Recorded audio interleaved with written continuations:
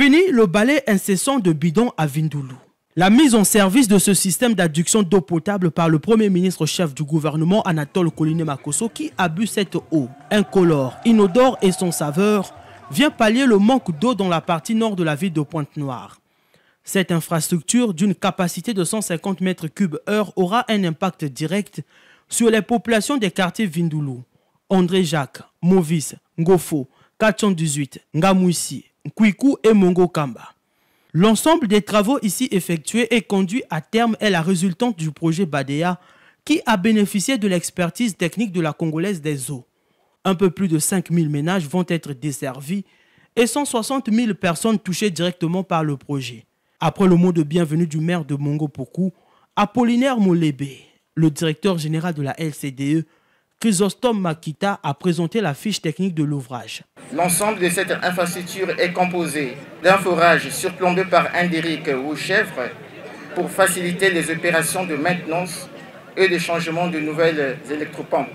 D'un local d'exploitation abritant les armoires électriques des électropompes doseuses ainsi que d'un espace réservé au groupe électrogène. D'un poste de chloration composé de 2 bacs diplochlorite munis d'agitateurs et raccordé à une pompe doseuse permettant la désinfection de l'eau avant sa distribution vers les populations via le réseau qui a été posé.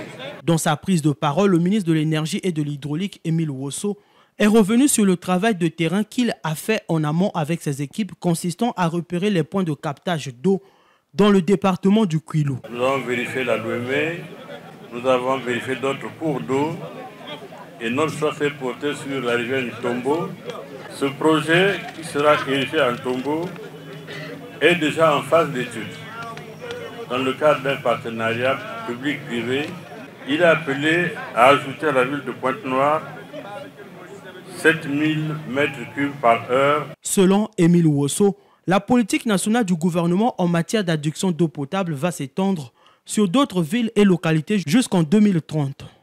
Brazzaville est déjà dans le viseur. Nous sommes en train d'étudier le projet Doué numéro 2 qui sera en amont de Doué numéro 1 et qui aura une station de traitement d'eau à la caserne de Ndouo, en même temps que nous aurons une station de traitement d'eau à la caserne de Mambou, les 2 stations de traitement étant connectées pour desservir et tout le quartier et toutes les casernes militaires de manière pérenne et sûre.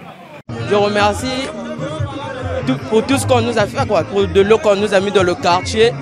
Je suis vraiment content. Pour la pérennité de ces installations, outre les promesses d'entretien, les sages ont imploré la bénédiction et la protection des mânes par un rituel traditionnel.